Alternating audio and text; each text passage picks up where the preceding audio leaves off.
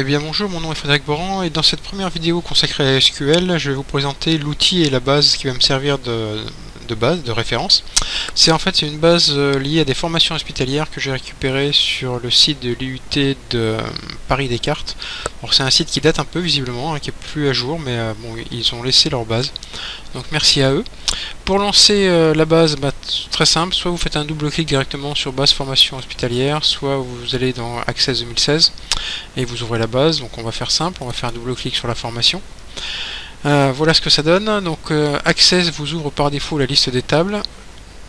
Nous, on va travailler avec deux choses, avec d'abord les relations. Les relations, j'aime bien ça parce que ça vous explique, ça me permet de vous expliquer rapidement ce qu'il y a dans la base. Donc il y a des personnels hospitaliers qui fait des demandes de formation. Une formation, elle est liée à un organisme. Donc je vous explique absolument pas les 1 à l'infini là. C'est vraiment, je vous explique simplement les liens qui entre les différentes tables. Donc du personnel qui fait des demandes de formation. Les formations peuvent être des formations liées à tout un service ou des formations liées à un métier.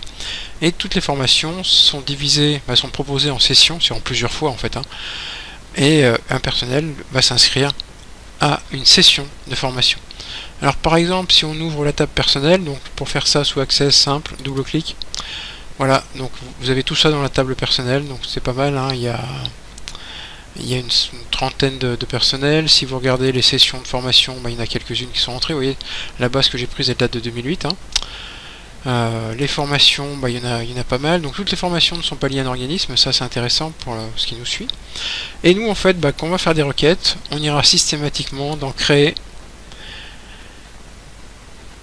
Il y a deux choses pour les requêtes, soit des assistants requêtes, soit une création de requête. On ira dans créer, création de requête, et la première chose qu'on fera, ce sera fermer, clic droit, mode SQL. Et là vous vous retrouvez en fait dans l'éditeur SQL d'Access. Et c'est là où en fait on va écrire nos différentes requêtes systématiquement. Ici vous voyez qu'il a un système d'onglets qu'on va fermer. Vous pouvez les laisser ouvertes en fonction de ce que vous voulez. Et donc c'est ici qu'on aura sauvegardé tapé nos requêtes, et après on ira les enregistrer avec fichier enregistré. Voilà, donc pas très compliqué, donc on verra ça au fur et à mesure et on fera un certain nombre de requêtes. La première d'entre elles sera une requête d'insertion. Je m'intéresse absolument pas aux requêtes de création, c'est pas l'objet de cette chaîne vidéo.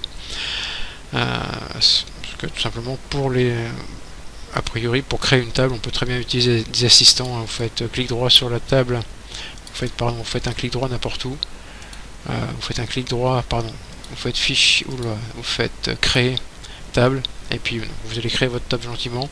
Donc ça c'est pas pour moi très intéressant, donc on fera des requêtes avec créer requête. Donc avec la première qui sera une requête d'insertion. Donc je vous laisse vous abonner à ma chaîne, allez visiter mon site fboran.info où vous trouverez pas mal de petites choses sur le SQL, et je vous retrouve dans une prochaine vidéo. Merci.